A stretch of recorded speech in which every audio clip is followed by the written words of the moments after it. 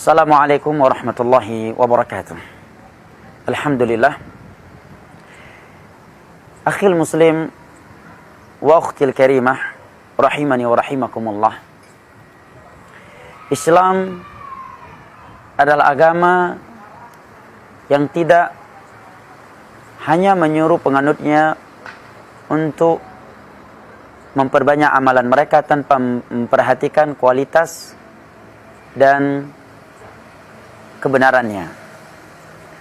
Allah Jalla wa Ala berfirman di dalam surat Al-Mulk, "Huwallazi khalaqal mauta wal hayata liyabluwakum ayyukum ahsanu amala."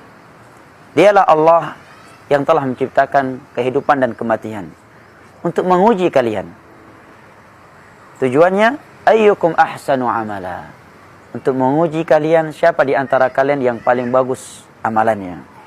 Allah tidak menyatakan siapa yang paling banyak amalannya, siapa yang paling capek, dan siapa yang paling serius. Tetapi yang Allah katakan ayyukum ahsanu amala, siapakah yang paling bagus amalannya di antara kalian. Diterangkan oleh ulama tafsir, di antaranya adalah Fudail bin Iyadh rahimahullah, sebagaimana yang dinukilkan oleh Al-Imam Ibnu Katsir dalam tafsir Al-Qur'anil Azim. Kata beliau, makna ayyukum ahsanu amala adalah akhlasukum wa aswabukum, yaitu siapa yang paling ikhlas dan siapakah yang paling sesuai dengan tuntunan Nabi SAW di antara kalian di dalam beribadah. Oleh karenanya para ulama menerangkan bahwa suatu ibadah tidaklah bernilai dan tidaklah diterima oleh Allah Jalla wa Ala kecuali jika memenuhi dua syarat ini. Ikhlas, karena Allah Jalla wa Ala tidak menginginkan pujian dan sanjungan dari manusia, dan sesuai dengan tuntunan Rasulullah SAW. Banyak ayat dan hadis yang menerangkan dua syarat diterimanya ibadah seorang hamba oleh Allah Jalla wa Ala dengan dua syarat ini. Di antaranya adalah firman Allah Jalla wa Ala, "Wa ma umiru illa liya'budullaha mukhlishina lahuddin." Tidaklah mereka diperintahkan kecuali agar mereka beribadah kepada Allah dengan ikhlas. Fa'budillaha mukhlishan lahuddin. Beribadahlah engkau dengan ikhlas kepada Allah Jalla wa Ala. Qul inna salati wa nusuki wa mahyaya wa mamati lillahi rabbil alamin. La syarika lahu wa bidzalika umirtu wa ana awwalul muslimin. Dan Nabi SAW bersabda, "Man 'amila 'amalan laisa 'alaihi amruna fahuwa rad."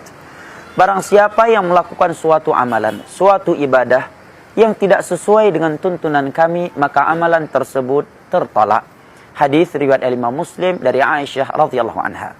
Para ulama yang mensyarah hadis ini menerangkan bahwa suatu amalan itu harus sesuai dengan tuntunan Nabi SAW dalam beberapa sisi. Yang pertama, dari sisi al-kaifiyah, caranya. Yang kedua, dari sisi al-adadiyah, jumlahnya. Tidak boleh lebih atau kurang dari jumlah yang telah ditentukan oleh Rasulullah SAW. Yang ketiga, al-makaniyah, dari sisi tempatnya. Tidak boleh seorang melakukan suatu ibadah di luar tempat yang telah ditentukan oleh Allah dan Rasulnya, seperti haji dan umrah. Yang berikutnya, az-zamaniyah, dari sisi waktunya, di mana dia tidak boleh melakukan suatu ibadah di luar waktu yang telah ditentukan. Maka amalan seorang hamba yang ikhlas semata, tanpa mencocoki tuntunan yang telah dituntun oleh Rasulullah SAW, tidak akan bernilai dan tidak akan diterima oleh Allah, karena amalan tersebut menjadi amalan yang bid'i. Demikian pula sebaliknya, suatu ibadah yang sesuai dengan tuntunan Nabi SAW juga tidak akan diterima oleh Allah Jalla wa Ala jika ketika ia melakukannya dalam keadaan tidak ikhlas, riya, ingin dilihat, ingin didengar untuk memperoleh pujian dan sanjungan oleh manusia. Maka hendaknya setiap kali kita beribadah kepada Allah Jalla wa Ala, kita memperhatikan dua syarat ini. Jangan sampai ketika kita datang pada hari kiamat menyangka diri kita telah banyak berbuat, rupanya amalan-amalan yang telah kita lakukan tersebut justru menjadi malapetaka terhadap kita. Karena Allah Jalla wa Ala berfirman, "Amilatun nasibah tasla naran habiyah." Ada sebagian manusia yang telah lelah, yang telah penat beramal. Justru amalan ia tersebut melemparkan dia ke dalam neraka Allah.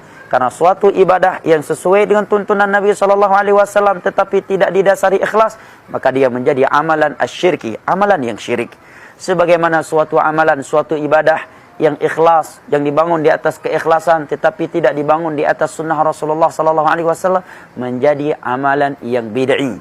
Maka yang benar adalah suatu ibadah itu harus dibangun di atas keikhlasan dan harus sesuai dengan tuntunan Nabi sallallahu alaihi wasallam. Semoga yang sedikit ini bermanfaat. Barakallahu fikum. Wassalamualaikum warahmatullahi wabarakatuh.